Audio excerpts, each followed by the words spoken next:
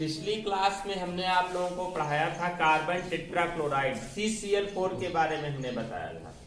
CCl4 बनाने की विधि के साथ साथ में उसके physical property, chemical property and uses इतने बता दिए थे हमने आप लोगों को।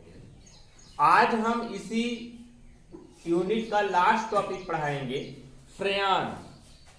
फ्रेयान एक ऐसा कंपाउंड है, कभी कभी इसको सिलेबस में रखते हैं, कभी कभी हटा देते हैं, तो लेकिन हम इसको पढ़ा क्यों रहे हैं?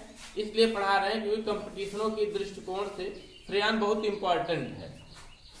किसी भी कोई भी कंपटीशन दोगे तो वहां पर फ्रेयान का उपयोग, फ्रेयान के बारे में अवश्य पूछा जाता है कि फ्रेयान क्या होता है। फ्रेयान क्या होता है ये जानते हैं, आपको पता होना चाहिए। कंपाउंड होता है मीथेन और दूसरा कंपाउंड होता है क्या आपका एथेन, C2H6, है ना। दोनों किस श्रेणी का सदस्य होता है? एल्केन श्रेणी का सदस्य। किस श्रेणी का सदस्य है? दोनों एल्केन श्रेणी का सदस्य है। और एल्केन श्रेणी के सदस्य में से कई सदस्य हैं एल्केन श्रेणी के कई सदस्य हैं। किंतु जब एल्केन श्रेणी के सदस्यों में से हाइड्रोजन परमाणुओं का विस्थापन क्लोरीन के द्वारा और फ्लोरीन के द्वारा, दोनों के द्वारा कर दिया जाता है। क्लोरीन के द्वारा भी कर दिया जाए और फ्लोरीन के द्वारा भी कर दिया जाए, तो इसे कहेंगे क्या हम? क्लोरो व्युत्पन्न। अभी तक आप लोगों ने सिर्फ कितना पढ़ा था? जैसे CH4 था, यहां से हाइड्रोजन परमाणु का विस्थापन कर दिया गया था, CH3X प्राप्त हो गया था, तो एल्केनों के हाइड्रोजन व्युत्पन्न कहलाया था। यही तो कहलाया था, एल्केनों का हाइड्रोजन व्युत्पन्न कहलाया था। अब यहां से क्या हो जाए कि सिर्फ किसके द्वारा विस्थापित हो? दोनों एक साथ, क्लोरीन के द्वारा भी विस्थापित हो जाए, फ्लोरीन के द्वारा भी विस्थापित हो जाए। जैसे आपको पता होना चाहिए कि मीथेन में हाइड्रोजन परमाणुओं की संख्या 4 है। इन 4 हाइड्रोजन परमाणुओं में से 2 परमाणु विस्थापित हो जाए फ्लोरीन के द्वारा, 2 परमाणु विस्थापित हो जाए किसके द्वारा? फ्लोरीन के द्वारा। तो क्या प्राप्त हो जाएगा आपका? CCl2 और F2। यही तो निकलेगा ना। तो जो यौगिक प्राप्त हुआ इससे, मीथेन से जो यौगिक प्राप्त हुआ क्या कहलाया? क्लोरो व्युत्पन्न कहलाया। क्या कहलाया आपका? ये क्लोरो व्युत्पन्न कहलाया। तो फ्रेयान क्या होता है? फ्रेयान होता है एल्केनों के, या कह सकते हैं मीथेन या एथेन के क्लोरो व्युत्पन्न होते हैं। मतलब कि जब मीथेन में से हाइड्रोजन परमाणुओं का विस्थापन क्लोरीन परमाणु के द्वारा या फ्लोरीन परमाणु के द्वारा कर दिया जाए, या एथेन में से हाइड्रोजन परमाणुओं का विस्थापन किसके द्वारा कर दिया जाए? फ्लोरीन परमाणु के द्वारा या फ्लोरीन परमाणु के द्वारा कर दिया जाता है, तो जो यौगिक प्राप्त होता है उसे एल्केनों का या मीथेन या एथेनों का क्या कहलाता है? क्लोरो व्युत्पन्न कहलाता है। फ्रेयान का उपयोग कहाँ किया जाता है? प्रशीतक के रूप में। प्रशीतक का मतलब कि ठंडा करने के लिए, कूलिंग एजेंट होता है। फ्रेयान का उपयोग प्रशीतक के रूप में उपयोग किया जाता है। और एरोसॉल के नोदन में, विद्रोह एरोसॉल के नोदन में भी इसका उपयोग किया जाता है। इसको बनाते कैसे हैं? अभी पिछली बार हमने आपको कंपाउंड पढ़ाया था क्या? कार्बन टेट्राक्लोराइड ना, कार्बन टेट्राक्लोराइड बताया था हमने ना। तो बनाते कैसे हैं? CCl4 carbon tetrachloride. Carbon tetrachloride की क्रिया करा दी जाती है एंटीमनी फ्लोराइड के द्वारा, एंटीमनी ट्राइफ्लोराइड के द्वारा इसकी क्रिया कराई दी जाती है। एंटीमनी ट्राइफ्लोराइड से इसकी क्रिया करा देते हैं। और किसकी उपस्थिति में? एंटीमनी पेंटाफ्लोराइड की उपस्थिति में, SbF5 की उपस्थिति में। तो यहां से हो क्या जाता है? देखिए, क्लोरीन के 4 है ना, 2 परमाणुओं का विस्थापन किसके द्वारा कर दिया जाएगा? फ्लोरीन के द्वारा कर दिया जाएगा। और प्राप्त क्या हो जाएगा आपका? 3CCl2 और फिर F2, 3CCl2 और F2, और फिर निकल जाएगा 2SbCl3। यही क्या है आपका? फ्रेयान 12। इसे क्या कहते हैं हम? फ्रेयान 12 कहते हैं। क्या कहते हैं इसे हम? फ्रेयान 12 कहा जाता है। क्या कहा जाता है इसे? फ्रेयान 12 कहते हैं। और ये इसी का उपयोग किया जाता है किसके लिए? वातानुकूलन को, मतलब कि वातावरण को अनुकूलित करने के लिए, वातावरण को अनुकूलित करने के लिए इसी का उपयोग किया जाता है। अर्थात फ्रेयान 12 एक मुख्य फ्रेयान होता है। तो बनाई किससे जाती है फ्रेयान 12? कार्बन टेट्राक्लोराइड की क्रिया एंटीमनी ट्राइफ्लोराइड के साथ कराते हैं। किसकी उपस्थिति में? एंटीमनी पेंटाफ्लोराइड की उपस्थिति में, और बन जाता है क्या आपका 3CCl2F2। इसी कहते क्या है? फ्रेयान 12 कहते हैं। यह एक गैस है बेटा। किस अवस्था में होता है ये? गैसीय अवस्था में होता है। इसका क्वथनांक होता है -29.8 अंश सेंटीग्रेड इसका क्वथनांक होता है, और ये आसानी से द्रवित हो जाता है, आसानी से द्रवित हो जाता है। और इसी का उपयोग क्या किया जाता है? क्या करने के लिए? वातानुकूलन के लिए, अर्थात वातावरण को अनुकूलित करने के लिए इसी का उपयोग किया जाता है। समझ गए ना? समझ गए कि नहीं? तो लिखिए फ्रेयान, फ्रेयान लिखिए, फ्रेयान लिखिए। मेथेन और एथेन के, मेथेन और एथेन के क्लोरो फ्लोरो व्युत्पन्न फ्रेयान कहलाते हैं।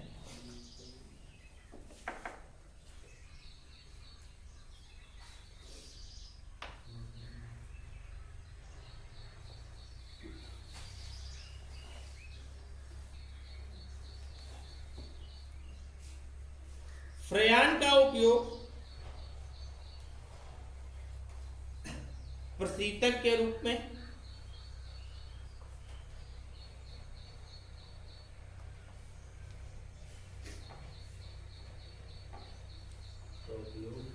प्रशीतक के रूप में,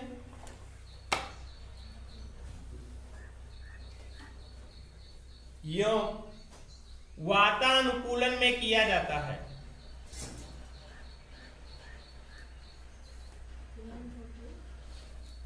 प्रशीतक के रूप में एवं वातानुकूलन में किया जाता है।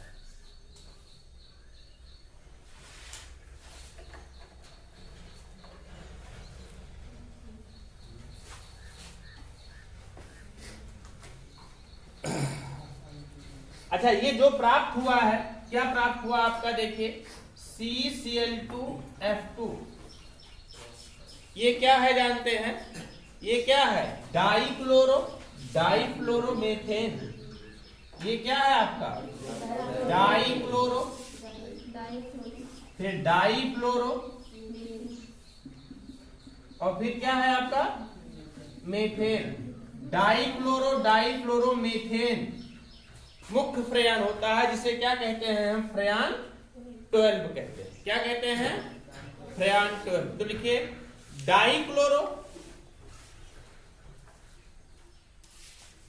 डाइफ्लोरोमेथेन,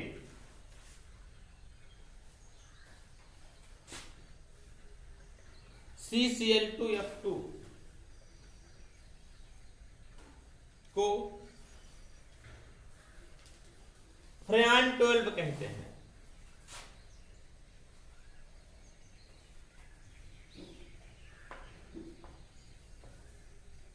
यह एक मुख्य फ्रेयान है।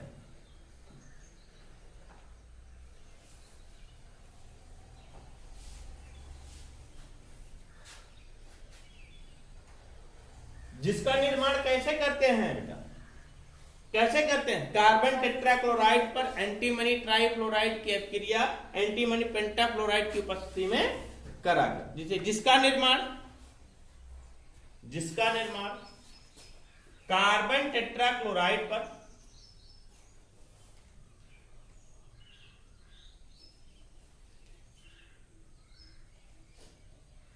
एंटीमनी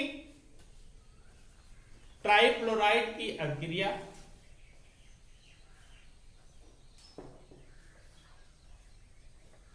एंटीमनी ट्राइफ्लोराइड की अभिक्रिया एंटीमनी पेंटाफ्लोराइड की उपस्थिति में कराकर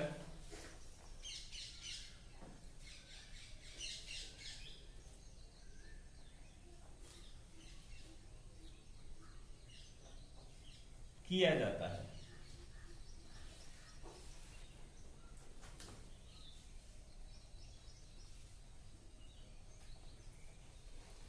आपको तो पता है ये कार्बन टेट्राक्लोराइड, ये क्या है आपका एंटीमनी ट्राइफ्लोराइड। फ्रेयान 12 मतलब कि डाइफ्लोरो मेथेन, और ये क्या है आपका एंटीमनी ट्राइफ्लोराइड। नोट कर लीजिए रिएक्शन।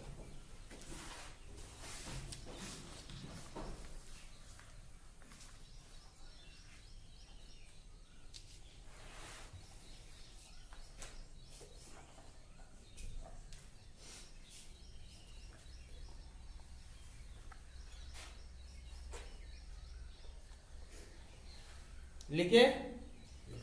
और जो प्राप्त हुआ है आपका डाइफ्लोरोमेथेन, ये किस अवस्था में होता है? किस अवस्था में होता है? गैस अवस्था में होता है।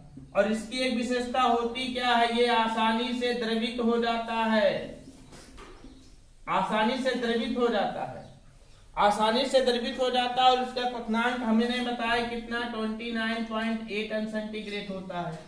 इसका क्वथनांक कितना होता है? 29.8 अंश सेंटीग्रेड होता है। और इसका उपयोग भी हमने बताया था। और समझिए ये बहुत अस्थाई है और अज्वलनशील है। अस्थाई का मतलब जल्दी से डिकम्पोज नहीं होता है। CCl2CF2 मतलब डाइफ्लोरो अर्थात फ्रेयान 12 आसानी से ये डिकम्पोज नहीं होता है, मतलब कि बहुत ही अस्थाई है। और अज्वलनशील है। अज्वलनशील का मतलब कि इसमें ज्वलनशीलता नहीं, जलता नहीं है ये। तो लिखिए फ्रेयान एक गैस है, फ्रेयान एक गैस है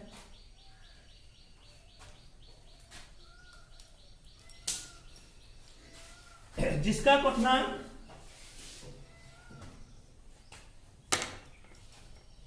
-29.8 अंश सेंटीग्रेड होता है।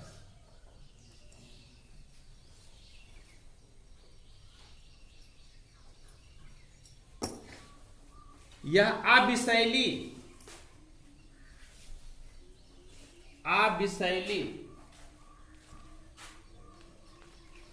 किंतु अज्वलनशील होता है, अज्वलनशील होता है।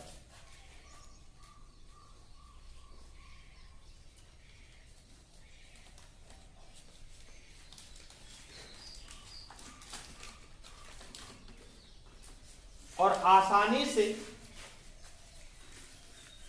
द्रवित हो जाता है, आसानी से द्रवित हो जाता है।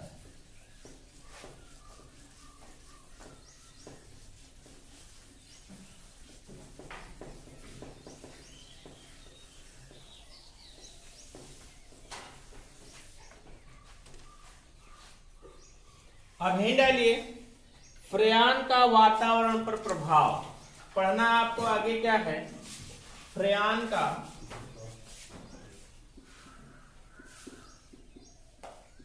वातावरण पर प्रभाव।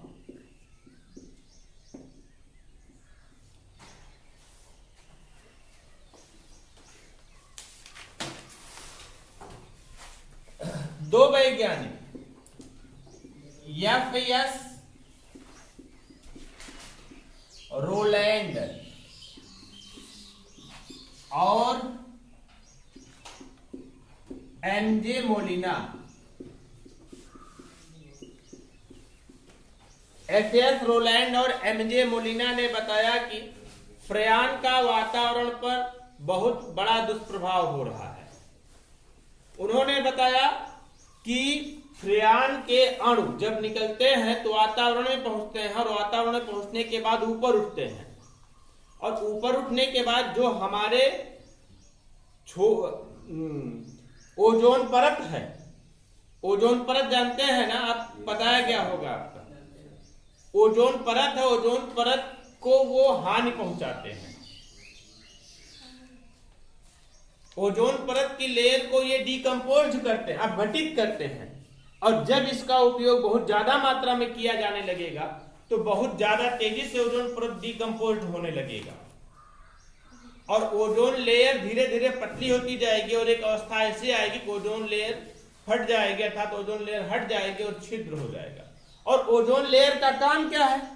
सूर्य से आने वाली पराबैंगनी विकिरणों को ट्रैप करना, अवशोषित करना। ओजोन लेयर का काम यही है। तो जब छिद्र हो जाएगा तो ओजोन लेयर अवशोषित नहीं, सूर्य से आने वाली पराबैंगनी विकिरणें अवशोषित नहीं होंगी और पृथ्वी पर गिरने लगेंगी। और जब पृथ्वी पर गिरने लगेंगी तो अनेक प्रकार की समस्याएं उत्पन्न हो जाएंगी। जैसे जंतुओं की स्किन पर छाले पड़ने लगेंगे, पेड़ पौधों की पत्तियां सूखने लगेंगी।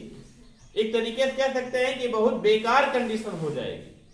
इसलिए वैज्ञानिकों ने कहा कि इसके प्रयोग पर रोक लगाया जाए, तभी जाकर के आगे चल करके कोई समस्या नहीं उत्पन्न होगी। तो लिखिए इसी पॉइंट को, लिखिए एफ.एस. रोलैंड और एम.जे. मोलिना ने, एफ.एस. रोलैंड और एम.जे. मोलिना ने 1974 ईस्वी में बताया कि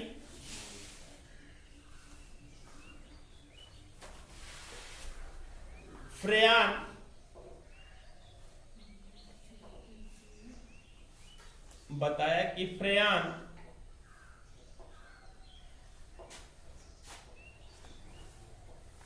ओजोन परत के लिए घातक है।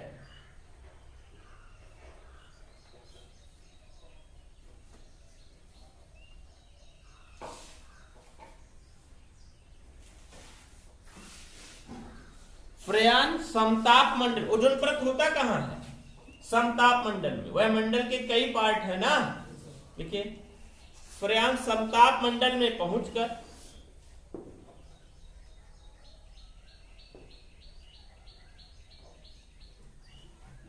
ओजोन अणुओं को नष्ट करते हैं।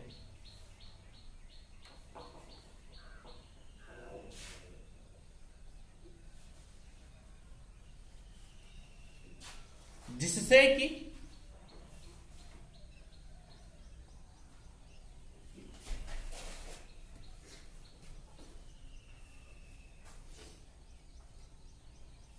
ये प्रकृति ओजोन के संतुलन को बिगाड़ सकते हैं।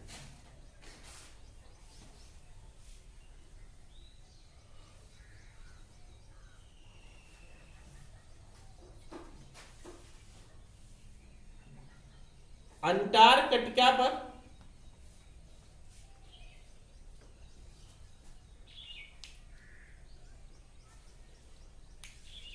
ओजोन का स्तर घटता हुआ पाया गया।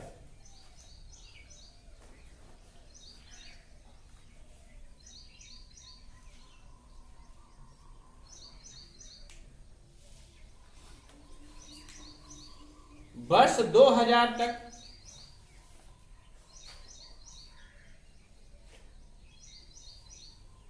ओजोन स्तर बहुत घट गया।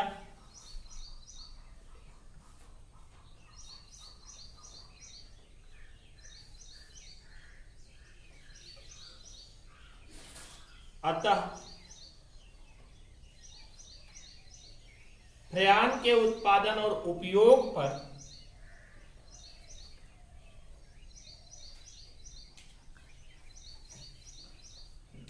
रोक लगाना आवश्यक हो गया। फ्रेयान के उत्पादन और उपयोग पर रोक लगाना आवश्यक हो गया।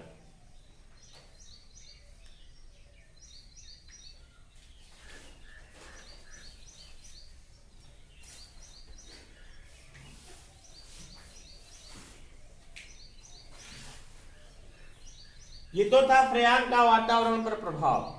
ये चैप्टर समाप्त हो चुका है, यूनिट पूरी समाप्त हो चुकी है। अगला यूनिट पढ़ना आपको हाइलो एरिन।